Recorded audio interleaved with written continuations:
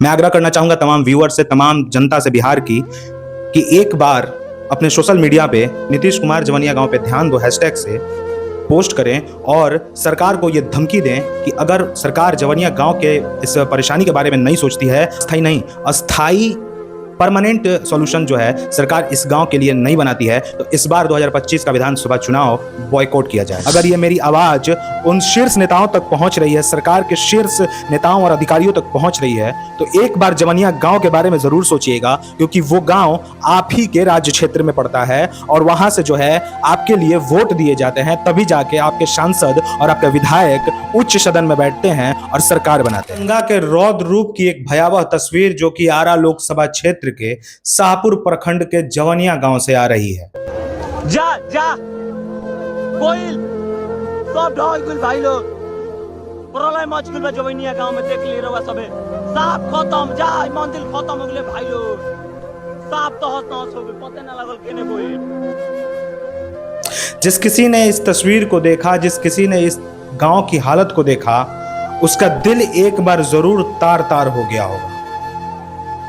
चर्चा करेंगे हम जवनिया गांव के इस आई आपदा पे। उससे पहले आप देख रहे हैं भोजपुर जागरण और मैं रवि सिंह आपका स्वागत करता हूं। देखिए, आरा लोकसभा क्षेत्र के शाहपुर प्रखंड के जवनिया गांव की ये तस्वीर, ये भयावह तस्वीर, हर साल जो है यहाँ पे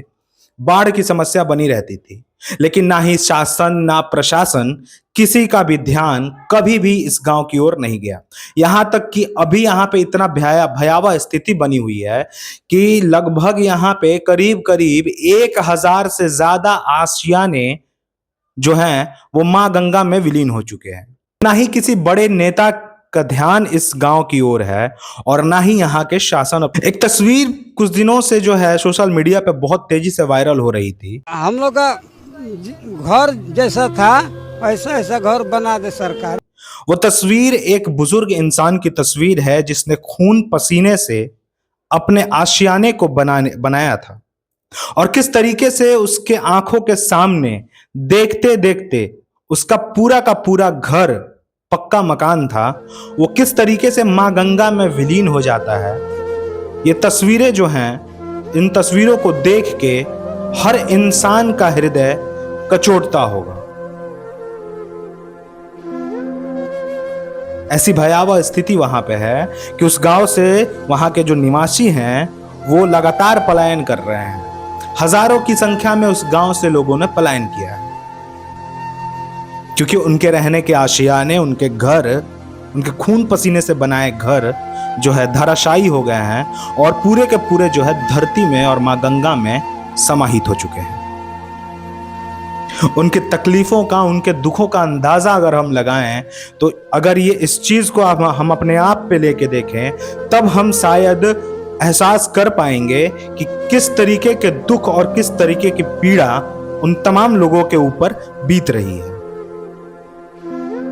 और मैं आग्रह करना चाहूंगा, अगर ये मेरी आवाज उन शीर्ष नेताओं तक पहुंच रही है, सरकार के शीर्ष नेताओं और अधिकारियों तक पहुंच रही है, तो एक बार जवनिया गांव के बारे में जरूर सोचिएगा, क्योंकि वो गांव आप ही के राज्य क्षेत्र में पड़ता है और वहां से जो है आपके लिए वोट दिए जाते हैं, तभी जाके आपके सांसद और आपके विधायक उच्च सदन में बैठते हैं और सरकार बनाते हैं। और मैं विनती करना चाहूंगा जन सुराज के सुप्रीमो प्रशांत किशोर जी से कि आप भी एक बार उस गांव में जाएं और उस गांव के लोगों के लिए सरकार के सामने आवाज उठाएं। तो इस वीडियो को इतना ज्यादा से ज्यादा शेयर करिएगा कि ये वीडियो जो है वहां तक पहुंच सके जहां से उस गांव के लिए मदद मिल सके। अब बात आती है कि क्या इस गांव को बर्बादी होने से पहले ही बचाया जा सकता था? तो जवाब है कि हाँ, इस गांव को इस बर्बादी से पहले बचाया जा सकता था। अगर इस गांव के बांध को बांध दिया जाता, मतलब ये तो प्राकृतिक आपदा है, तो प्रकृति को तो रोकने की क्षमता किसी में नहीं है, किसी भी नेता, किसी भी पार्टी में नहीं है, लेकिन उसको जो है उसके क्षति को, उससे हुई क्षति को कम किया जा सकता था सरकार की तरफ से अगर ध्यान दिया गया रहता तो। हाँ, हम मानते हैं कि ये गांव जो है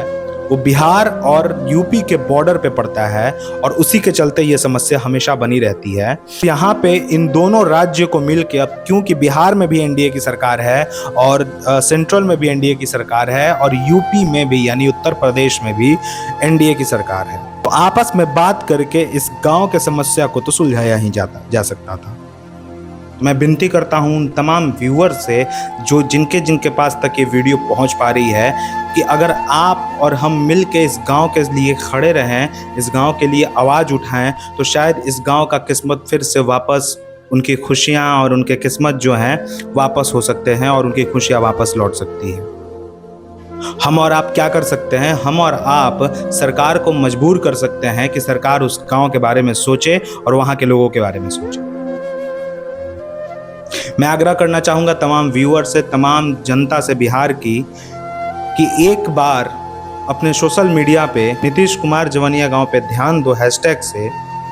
पोस्ट करें और सरकार को ये धमकी दें कि अगर सरकार जवनिया गांव के इस परेशानी के बारे में नहीं सोचती है, अस्थायी नहीं, अस्थायी परेशानी, अस्थायी सॉल्यूशन इसका चाहिए जो है सरकार इस गांव के लिए नहीं बनाती है, तो इस बार 2025 का विधानसभा चुनाव बॉयकॉट किया जाएगा।